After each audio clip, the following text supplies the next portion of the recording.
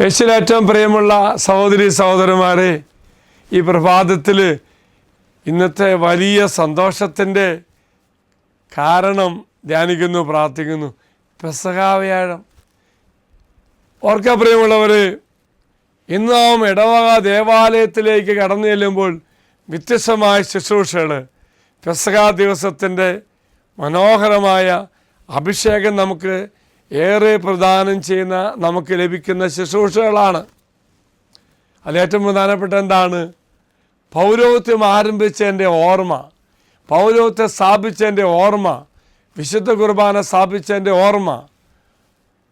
അതുകൊണ്ട് നിങ്ങളൊരു കാര്യം ചെയ്യണം പ്രിയമുള്ളവരെ, ഇന്ന് നിങ്ങൾ ഞങ്ങൾക്ക് വേണ്ടി പ്രാർത്ഥിക്കണം കേട്ടോ. ലോകം മുഴുവനുമുള്ള വൈദികർക്ക് വേണ്ടി പ്രത്യേകം പ്രാർത്ഥിക്കണം. ഇന്നത്തെ കുർബാനയ്ക്ക് അച്ഛൻ നിങ്ങളെ ഓർക്കുകയും നിങ്ങൾക്ക് വേണ്ടി പ്രാർത്ഥിക്കുകയും ചെയ്യാം. ഇന്നത്തെ മറ്റൊരു വളരെ പ്രധാനപ്പെട്ട കാര്യം എന്താ? യോഹന്നാൻ എഴുതിയ സുവിശേഷം 13-ാം അധ്യായത്തിൽ തമ്പുരാൻ പറയുന്നു, കാലൊക്കെ കഴുകി എളിമയുടെ പ്രവൃത്തി ചെയ്തിട്ട് കർത്താവ് പറയുക, ഞാൻ നിങ്ങളെ സ്നേഹിച്ച പോലെ നിങ്ങളും സ്നേഹിക്കണം. നിങ്ങൾ പരസ്പരം സ്നേഹിക്കുന്ന പോലെയല്ല. കർത്താവ് പറയുന്നു, കർത്താവ് നമ്മെ സ്നേഹിക്കുന്ന പോലെ നമ്മൾ പരസ്പരം സ്നേഹിക്കണമെന്ന്.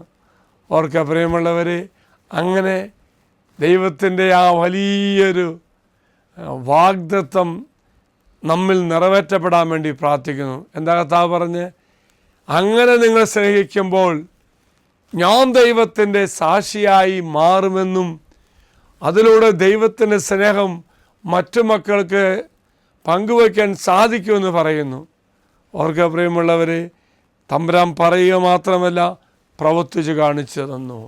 എങ്കിൽ നമുക്കും ഇന്ന് ഈ പെസഹ ദിവസം പ്രത്യേകമാവിധം ദൈവസ്നേഹത്തെ നിറയുവാനും അവരെക്കുറിച്ച് മറ്റുള്ളവരെക്കുറിച്ച് ഒന്നും ചിന്തിക്കാതെ യേശു സ്നേഹിക്കുന്ന പോലെ സ്നേഹിക്കുവാൻ നമുക്ക് സാധിക്കട്ടെ എന്ന് പ്രാർത്ഥിക്കുന്നു.